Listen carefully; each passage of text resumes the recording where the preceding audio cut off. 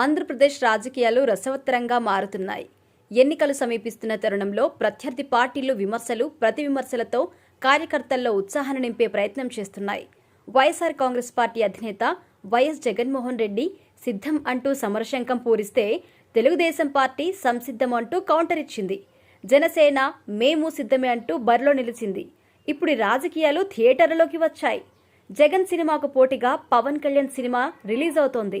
Janasena party అధినేత power star Pawan Kalyan కథానాయకుడిగా పూరి జగన్నాథ్ తెరకెక్కించిన సినిమా కెమెరామెన్ గంగతో రాంబాబు రాజకీయ నేపథ్యంలో తీసిన సినిమా ఇది. ఇందులో రాజకీయ నాయకుల నిజస్వరూపాన్ని బయటపెట్టే పాత్రలో జర్నలిస్టుగా పవన్ కళ్యాణ్ కనిపించారు. ఈ సినిమాను ఫిబ్రవరిలో రిలీజ్ చేస్తున్నారు. ఫిబ్రవరి 7-8 తేదీల్లో కెమెరామెన్ గంగతో రాంబాబు చిత్రాన్ని రిలీజ్ చేయడానికి ఏర్పాట్లు జరిగాయి. ఇటీవల రిలీజ్ ట్రెండ్ పెరిగింది. అయితే ఈ సమయంలో మరీ ముఖ్యంగా పవన్ సినిమా రిలీజ్ చేయడానికి ఒక కారణం కూడా ఉంది. ఫిబ్రవరి 8న యాత్ర 2 విడుదల కాబోతోంది. ఏపీ ముఖ్యమంత్రి వైఎస్ఆర్ కాంగ్రెస్ పార్టీ అధినేత జగన్మోహన్ రెడ్డి జీవితం ఆధారంగా రూపొందించిన సినిమా యాత్ర 2. వైఎస్ఆర్ మరణం నుంచి జగన్ సీఎం అయ్యే వరకు జరిగిన పరిణామాల నేపథ్యంలో తండ్రి కొడుకుల కథగా దర్శకుడు మహి రాఘవన్ సినిమా తెరకెక్కించారని సమాచారం.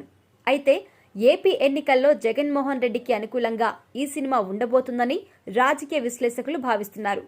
ఇప్పుడు పవన్ సినిమా కెమెరామెన్ గంగతో రాంబాబు రిలీజ్ చేస్తుండటంతో రెండు సినిమాల మధ్య పోటీ ఏర్పడబోతోంది.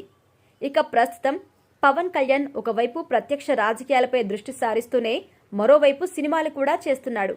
పవన్ ఏపీ ఎన్నికలపై దృష్టి సారించడంతో సినిమాల షూటింగ్ ప్రస్తుతం బ్రేక్ పడింది.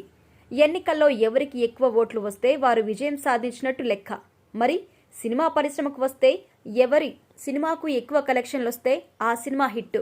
ఫిబ్రవరి 7న రిలీజ్ అవుతున్న కెమెరామెన్ గంగతో రాంబాబు సినిమాకు ఎక్కువ ఓపెనింగ్స్ వస్తాయా, లేదంటే ఫిబ్రవరి 8న వస్తున్న యాత్ర 2కి వస్తాయా అన్నది ఆసక్తికరంగా మారింది.